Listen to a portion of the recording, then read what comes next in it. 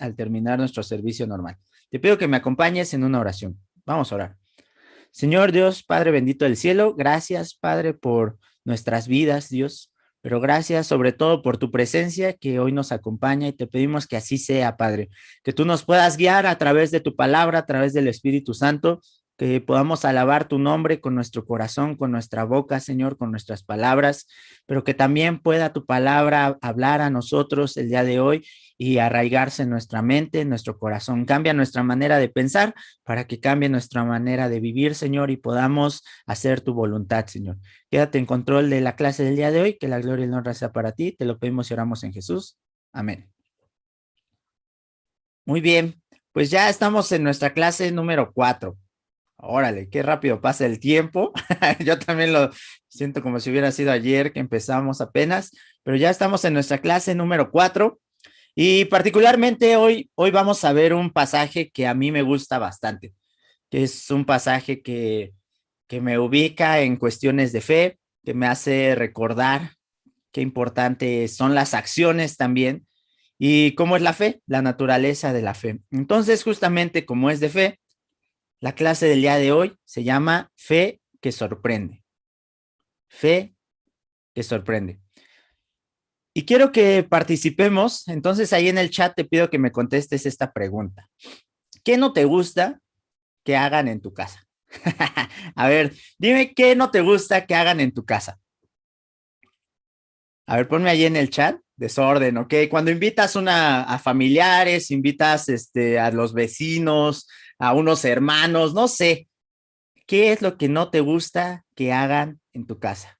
Desorden, mucho ruido. A ver, ahí pónganme en el chat, por favor, que se enojen, ruido extremo, descomposturas, que griten, ruido muy fuerte, caldo cuando hace calor, ok, que dejen trastes sucios. Aquí todo bien, aceptado, ok, entonces ya saben, ahí vamos a hacer todo lo que no nos dejan en las otras, que no pongan las cosas en su lugar, que se vayan temprano. Ok, pues hay cosas que yo creo que no nos agradan tanto, ¿no? Yo me acuerdo muchísimo y te voy a contar una anécdota. Antes, o bueno, no antes, pues hasta ahora, ahorita ya está cambiando la cosa, pero también va a pasar. Siempre había discípulos en la casa. Ahí en casa de mis papás, siempre había discípulos. De jóvenes, de universitarios, de solteros, de todo tipo de, de ministerios ahí andaban. Y me acuerdo muchísimo una vez que uno de los jóvenes, yo también estaba en jóvenes, se puso una chamarra de mi mamá y fue como, ¿qué te pasa, no? O sea, sí me acuerdo, ya pedí perdón y todo, pero me enojé muchísimo, o sea, sí fue como, justamente, ¿qué te está pasando? O sea, es una falta de respeto total que te hayas puesto una chamarra de mi mamá, o sea, ¿en qué cabeza cabe? Y todavía estaba ahí, hasta lo corrí, o sea, me acuerdo mucho de ese día, que fue, vete de la casa, o sea, quítate eso y vete. O sea, sí fue algo que no toleré porque se me hizo una falta de respeto enorme. Y bueno, yo creo que cada uno tenemos ahí cosas. Gracias por participar, hermanos. Gracias por poner. Vamos a ver este pasaje porque se me hace muy curioso con esta premisa. Vamos a leerlo. Ya pasamos al capítulo 2, Marcos 2, del 1 al 12. Y dice, unos días después, cuando Jesús entró de nuevo en Capernaum, corrió la voz de que estaba en casa. Fíjate, este es el detalle importante y por qué te estaba preguntando esto. Lo más seguro es que esta era la casa de Jesús, o por lo menos, digamos, como su cuartel central. ¿Okay? Obviamente Jesús anduvo de un lado para otro, predicando, sanando y haciendo muchas cosas, pero se cree que esta era su casa. No andaba mucho ahí, por eso corre la voz, ya está en casa. Se aglomeraron tantos que ya no quedaba sitio ni siquiera frente a la puerta mientras él les predicaba la palabra. Entonces llegaron 4 hombres que le llevaban un paralítico. Como no podían acercarlo a Jesús por causa de la multitud, quitaron parte del techo encima de donde estaba Jesús y luego de hacer una abertura, bajaron la camilla en la que estaba acostado el paralítico. Al ver Jesús la fe de ellos, le dijo al paralítico, hijo, tus pecados quedan perdonados. Y te hacía esta pregunta porque imagínate Jesús en casa. Se junta muchísima gente porque quieren escucharlo, porque ya estaba su fama, ya sabían qué estaba haciendo. Quizás antes, pues era agradable. Yo me imagino que estar con Jesús cualquier día era agradable, pero no era famoso. Quizás nada más los vecinos, la gente más cercana, quién sabe. Pero ahora ya corrió la voz de todo lo que está haciendo y llega a casa y se junta muchísima gente. ¿Qué pasa? Que de repente está Jesús ahí sanando, enseñando, y se empieza a ver cómo cae un poco de paja, un poco de lodo, y se empieza a hacer un hoyo en el techo. O sea, imagínate eso que a ti no te agrada y eso que dices, no, a mí me molesta mucho que hagan esto. ¿Qué pensarías de alguien que en tu casa empieza a hacer un hoyo? ¿Cuál sería tu respuesta? Porque aquí dice que la respuesta de Jesús fue, hijo, tus pecados quedan perdonados. ¿Cuál sería tu respuesta? ¿Qué te pasa? Espérate, estás bien loco, es una falta de respeto lo que estás haciendo. ¿Estás de acuerdo que sí era una locura? O sea, quizás es uno de esos pasajes que ya conocemos y que ya decimos, wow, increíble, la fe y todo. Sí, pero pongámonos un poquito a pensar en ese momento. Están haciendo un hoyo en el techo de tu casa. Quizás no sería lo más agradable que pasara. Pero ¿qué era o por qué estaban haciendo estos sujetos un hoyo en la casa de Jesús? ¿Qué era lo que los motivaba a hacer una locura más allá, a sobrepasar algunos límites? Porque sí son límites, pues del mismo límite que es un techo, hacer esto. Y vamos a repasar un poquito. ¿Qué dice? Que llevaban a quién? A un paralítico, a alguien que no podía caminar. Y tenían tanto deseo de que Jesús viera a este hombre, de que lo querían acercarlo a Jesús. ¿Por qué razones? Pues una, quizás eran sus amigos muy cercanos y lo querían y lo amaban y estaban dispuestos a hacer cualquier cosa, querían aprovechar la oportunidad de su vida. ¿Quién sabe si más adelante, perdón, iban a poder estar nuevamente con Jesús o no? Quizás fue por amor, quizás también fue como, ya este cuate, o sea, lo hemos intentado todo y este es nuestro último recurso. Hemos intentado cualquier cosa, lo hemos llevado con el huesero, no sé, ¿no? Le han dado remedios caseros, como algunas personas sugerían el día de hoy, y no ha pasado nada. Vamos a ver esto último, esto nuevo que escuchamos, es la novedad. Vamos a llevarlo. Quizás también ya estaban hartos de este hombre y querían que ya estuviera bien. Ya lo llevamos de aquí para allá, lo cargamos todo el tiempo y ya me cansé. No lo sé.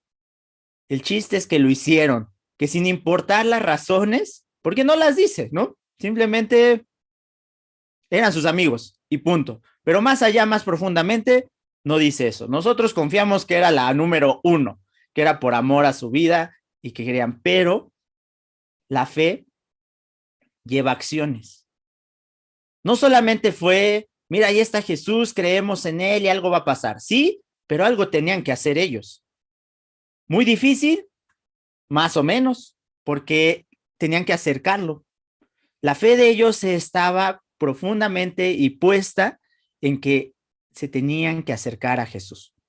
La fe sin acciones, hermano, amigo que nos acompaña, no tiene nada, ¿eh? O sea, muchos creen y todos tenemos fe en algo. Esa es la realidad. Si dices, no, yo no solamente confío en mí, pues eso se llama fe. Eso de que dices, yo confío en mí, eso se llama una fe, pero puesta en ti. Tú tienes fe de que mañana vas a despertar, vas a estar bien, o que mañana vas a estar mal, también es una fe puesta en mañana de seguro me va a ir mal. Eso es la fe, pero la fe sin acciones no produce nada. Aquí ven una limitante muy fuerte. Hay mucha gente y no se puede hacer. De repente nosotros tenemos fe, queremos hacer cosas, pero empiezan las barreras. Y te pregunto, ¿qué es lo que hacemos en ese momento? Venga, no importa, voy a hacer lo que sea o, híjole, mejor para la otra. Ya nos esperamos a que haya un poquito menos de gente y ahí vemos si se puede. Yo creo que la desesperación, que el querer realmente algo, nos lleva a hacer lo impensable. Aquí está el ejemplo, hacer un hoyo en el techo de la casa de Jesús por nosotros. Pero ¿qué tal? Aquí es donde da un poquito el giro lo que te estoy contando. ¿Qué tal por los demás? Por nosotros quizás nos atrevemos a hacer algunas cosas, quizás no. Y si te cansas rápido y dices, es que ya he confiado, llevo 2 semanas orando por esto y no pasa, pues te quiero decir que tu fe es muy pequeña, porque debes de seguir y debes de seguir buscando la manera, debes de rogarle a Dios que te escuche y hacer tu parte. Nos toca una parte, dice una escritura, toquen a la puerta y se les abrirá. O sea, sí tenemos que hacer nosotros una parte. Dios va a hacer el milagro, porque ellos no iban a hacer el milagro, sino Dios. Entonces te animo a que sigas, a que perseveres, a que no te canses, pero también, ¿qué tal con los demás? Si somos iguales. De repente con nosotros podemos ser muy duros, muy exigentes y con los demás muy ligeros. Pero también de repente por nosotros podemos hacer lo que sea y debo darme un gustito, ¿no? De repente decimos, debo de estar bien yo, primero yo y luego los demás. Y frases así que nos ha inundado el mundo y a veces nos la creemos y como se oyen muy bien, decimos, amén, increíble. Pero ¿realmente dice eso la Biblia? Dice que el que quiera ser el primero, ¿qué debe de ser? El que le sirve a todos los demás. ¿Qué tanto estamos luchando por la vida de los demás? Creo que debemos de reflexionar justamente en esto. Al ver la fe de ellos, le dijo al paralítico, hijo, tus pecados quedan perdonados. ¿Es la respuesta que esperabas? Yo creo que no. Yo creo que no, era Jesús. Gracias, qué bueno, te lo agradezco, qué bonita frase, pero nosotros venimos a que lo cures, no a que sanes sus pecados. Pero fíjate, para Dios hay algo más importante, que nosotros estemos bien físicamente, emocionalmente, mentalmente. Sí es importante, pero ¿qué es lo primero o lo que más le importa a Él? Que estemos bien espiritualmente. Porque fíjate, este hombre antes de hacer el milagro, porque sí lo va a hacer tranquilo. Primero se centra en que esté bien delante de Dios. Hijo, tus pecados quedan perdonados. Si el día de hoy Dios le perdonara pecados a alguien por tu fe, ¿crees que lo haría o no lo haría? Si por tu charla Dios dijera, wow, he visto la fe de, inserte aquí su nombre, y por eso puedo perdonar a los de tu charla, a los de tu familia. ¿O qué diría Dios? No veo mucha fe, quedan las cosas ahí. Hay que reflexionar en eso porque esta es una fe que sorprende al mismísimo Dios. Vamos a ver qué sigue, qué pasa. Dice, estaban sentados allí algunos maestros de la ley que pensaban, ¿por qué habla este así? Está blasfemando. ¿Quién puede perdonar pecados sino solo Dios? En ese mismo instante supo Jesús en su espíritu que esto era lo que estaban pensando. ¿Por qué razonan así? Les dijo. ¿Qué es más fácil decirle al paralítico? ¿Tus pecados son perdonados? O decirle, levántate, toma tu camilla y anda. Pues para que sepan que el Hijo del Hombre tiene autoridad. ¿Te acuerdas? Esto lo vimos la semana pasada. Tiene autoridad en la tierra para perdonar pecados. Se dirigió entonces al paralítico. A ti te digo, levántate, toma tu camilla y vete a tu casa. Él se levantó, tomó su camilla enseguida y salió caminando a la vista de todos. Ellos se quedaron asombrados y comenzaron a alabar a Dios. Jamás habíamos visto cosa igual, decían. Aquí estaba el asunto. La misión principal de Jesús, hermano, y sigue siendo la misma misión en nuestra vida, no es que estemos bien. A veces tenemos esa noción, es una consecuencia. Al tú estar bien delante de Dios, tu vida cambia. Empiezas a arreglar tus relaciones, perdonas, sanas muchas cosas, pero la principal misión no es esa. ¿Y por qué te lo quiero decir o aclarar? Porque si no, de repente es cuando nos cansamos, nos desesperamos y ya no queremos seguir adelante. Porque entonces, ¿para qué me conecto si mi matrimonio no mejora? Entonces, ¿para qué vengo a la iglesia si todavía me siento triste? ¿Para qué sigo leyendo la palabra, sigo orando si no se me quita esta enfermedad? ¿De verdad crees que es lo más importante? Nos duele y a todos nos duele y estoy seguro que a Dios le duele. No es indiferente a nuestra necesidad. Pero ¿qué tal nuestra vida espiritual? Porque eso es lo principal. Jesús lo deja aquí claro. ¿Por qué hizo el milagro? ¿Por qué sanó? Para demostrar que su mensaje era real. ¿Qué tal que en el día de hoy nos enfocáramos en esta parte de cuidarnos unos a otros en nuestra vida espiritual? Puedes pasar 20,000 tiempos y que te sanen un poquito y que calmemos un poquito la conciencia. Pero si no tratamos el área espiritual, todo va a seguir igual. Porque si estamos en la iglesia, es para estar bien delante de Dios.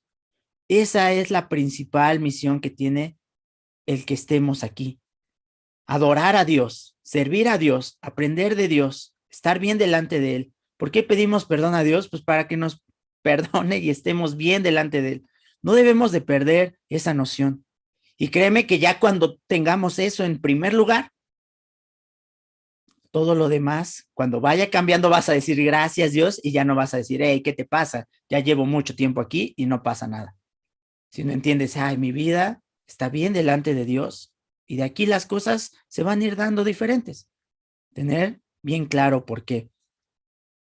Pero a veces pensamos otras cosas y piensa cuántas veces nos podría preguntar Dios, ¿por qué razonan así? ¿Por qué piensas lo que no es? ¿Por qué piensas otras cosas? Aquí hay un mensaje increíble y lo quiero destacar. ¿Quién puede perdonar pecados sino solo Dios? Entonces, si Jesús está perdonando pecados, ¿quién es Jesús? Dios, Dios hecho hombre. Esa es una verdad y eso lo tenemos que tener claro. Dios hecho hombre es Jesús. Por eso tenía la autoridad para hacer eso. ¿Qué pasa? Lo hace. Dice, a ver, ¿qué es más fácil? ¿Que diga esto o que se levante? Pues para ustedes es más difícil esto, pues también lo puedo hacer. Qué increíble es Jesús. Que ¿cómo llamamos a esta serie de clases? El siervo sufriente. Alguien que está dispuesto a servirle a los demás. Aquí está. Fíjate, bien dispuesto. ¿Qué cosas me lleva a pensar todo esto? Al final pasa el milagro y es increíble, pero creo que lo demás es más increíble cuando lo estudiamos profundamente. Dices, fue maravilloso, pero aún si no se hubiera levantado, hay una historia increíble de amistad, hay una sorpresa de Jesús, hay perdón de los pecados de alguien y una nueva oportunidad. Y la gente alaba a Dios. Fíjate cuántas cosas están pasando acá. Y no solamente es el milagro. No esperemos solamente el milagro para alabar a Dios, sino con todo lo bueno que Él hace día con día en nuestras vidas. Quiero que hagamos una reflexión que entiendo en esta escritura y te la quiero compartir. A veces sí podemos ya estar muy cansados de estar cargando personas. Y quiero que veamos los dos puntos. Uno, hermano, que estás ayudando a otras personas, a otros discípulos o a otra gente. De repente es muy cansado, nos hartamos y decimos, es que ya lo he ayudado tantas veces, ya lo he visto tantas veces y no cambia y no hace nada. Ok, hay que tener cuidado porque aquí lo que hacen los hombres es que no lo cargan todo el tiempo. Lo cargan un rato porque lo llevan ante Jesús. El que podía hacer y el que puede hacer la diferencia en la vida de alguien es Jesús, es Dios. ¿Cuál es nuestra misión?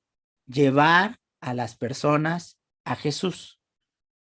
No que tú arregles los problemas, no que tú estés todo el tiempo cargando a alguien, sino llevarlo a Jesús.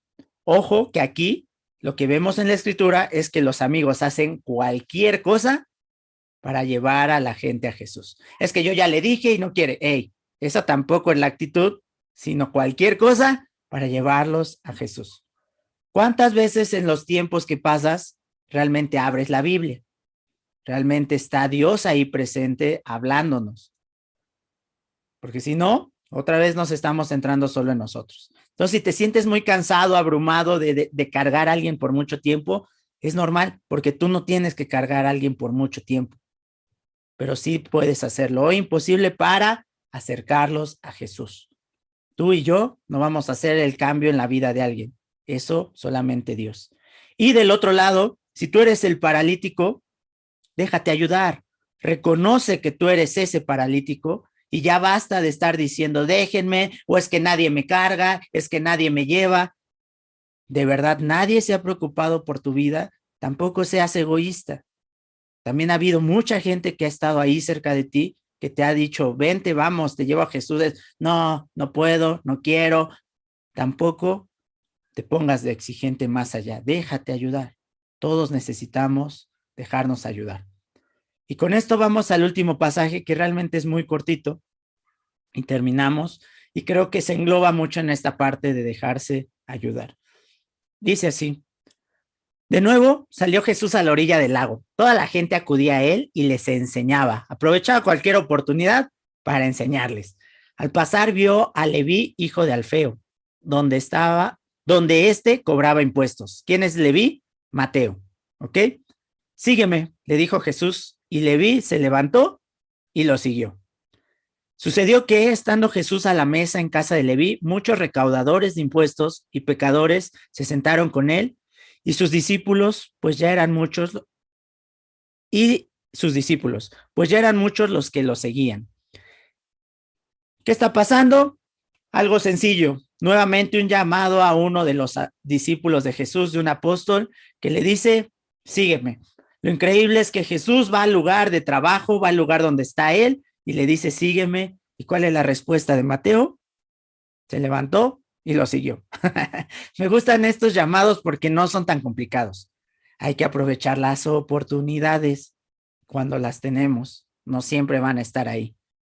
Esta era una oportunidad de Mateo de seguir a Jesús y la aprovechó. No sé, amigo, si tú la vas a aprovechar el día de hoy. Y como estamos haciéndole en estas clases, quisiera que aprendiéramos algo juntos, un poquito más allá. ¿Qué era un recaudador de impuestos? Dice, en el Imperio Romano, una de las funciones oficiales de los funcionarios imperiales era la de recaudar los impuestos sobre la tierra. Básicamente, alguien que recogía impuestos del gobierno que los tenía dominados y conquistados. Fíjate que, porque era tan despreciable, pero va más allá. El derecho de recaudar impuestos sobre las exportaciones, importaciones y el transporte de mercancía por el país lo compraban en subasta pública los mejores postores, que obtenían como ganancia la diferencia entre el dinero que recaudasen y la cantidad que habían pagado en la subasta. ¿Qué es esto? Básicamente el derecho de recaudar impuestos era algo que se subastaba y se lo daban al mejor postor, alguien que decía, yo quiero ese derecho, y daba la mejor oferta. Y todo lo que podía sacar extra era para él. Lo compraba barato, lo vendía caro, digamos, ¿no? Compraba barato en una subasta, pero él cobraba y todo lo que podía sacar de ahí, pues era para él. Entonces, por eso eran tan despreciables, porque lo más seguro era que sí robaban, que sí se aprovechaban de la gente y aparte de su propio pueblo. De repente estamos hartos, ¿verdad? Del gobierno y decimos y publicamos y todo. Bueno, hay que tener cuidado con lo que dice la Biblia con respecto a eso, pero ese no es el tema ahorita. Pero era este tipo de gente con la que estaba sentada Jesús. ¿Y qué dice? Cuando los maestros de la ley, que eran fariseos, vieron con quién comía, les preguntaron a sus discípulos, ¿y este come con recaudadores de impuestos y con pecadores? Al oírlos, Jesús les contestó, no son los sanos los que necesitan médico, sino los enfermos. Y yo no he venido a llamar a justos, sino pecadores. La pregunta que quiero que nos hagamos el día de hoy es, ¿de qué lado estaríamos? Del discípulo que entendía, yo soy de lo peor y junto a mi gente, esta es mi gente, estos son mis amigos, pero quiero que escuchen a Jesús, o de los que se creen doctores y solo juzgan a los demás. Piensa el día de hoy si vieras a Jesús sentado con el político que menos te agrada. ¿Qué dirías? ¿Ese es mi maestro? Que lo vieras con la peor gente, con lo pongo políticos porque tiene que ver con un poquito con el papel de ellos. Así, el que más te choque y vieras a Jesús sentado con él. ¿Qué dirías? ¿Realmente lo seguirías? ¿O dirías, este no debe de ser porque fíjate con quién se junta? Hay que tener cuidado de qué lado estamos. Cuando ves a los hermanos, cuando ves a la gente, ¿qué dices? ¿De qué lado estás? Vénganse, conozcan a Jesús, siéntense a la mesa, siéntanse en confianza. Oh, híjole, esos cuates son de lo peor. Ese hermano está pasando, ese no debería ni de estar aquí. Obviamente, vamos a ver más adelante que el pecado se trata en serio, no es cosa ligera, pero eso también le corresponde a Dios, juzgar al final. Pero ¿cómo estamos siendo nosotros? ¿Somos compasivos? Porque ¿qué dice al final Jesús? Yo he venido a llamar a los enfermos, a los pecadores. Leemos nuevamente y con eso terminamos. Dice, no son los sanos los que necesitan médico, sino los enfermos. Y yo no he venido a llamar a justos, sino a pecadores. ¿De qué lado estás? Cuando entendemos que nosotros somos esos enfermos, que nosotros somos esos pecadores, no nos creemos más que los demás, sino llevamos nuestro corazón a la compasión. Jesús tenía el derecho o no de juzgar a estas personas. Sí podía estar ahí. Él era el más apto para decir, ustedes son de lo peor, vean lo que hacen, no deberían de estar aquí, y sin embargo no lo hizo, sino se sentó con ellos, los amó. ¿Tenemos el corazón de Jesús? ¿O el corazón de las personas que solamente vienen a la iglesia y aunque han estado mucho tiempo acá, su corazón no es como el de Cristo, sino solamente para juzgar? Debemos de tener cuidado. Yo creo que todos hemos estado en los dos lados. Yo también he estado en los dos lados. Algo que me costaba mucho cuando era joven era decir, ¿por qué regresa la gente? Les hacen fiesta cuando regresan después de todo lo que hicieron. Uno entiende después qué maravilloso es ver a alguien regresar. Hace unos días, nuestro querido hermano Paco cumplió un añito de haber regresado y es uno de mis mejores amigos que lo amo con todo mi corazón y ya no fue lo mismo mi pensamiento de entender todo lo que ha pasado. Qué bueno recibirlo. Y espero que así nos sintamos unos por otros. Más que juzgar, amarnos. A fin de cuentas, ¿qué vemos con esta clase? Que la fe cambia las cosas de manera radical. La fe permite que pasen milagros. La fe permite que la gente menos indicada se acerque a Jesús y la fe permite que el día de hoy estemos acá y que tengamos una esperanza más grande. Una fe que sorprende. Muchísimas gracias. Vamos a terminar con una alabanza.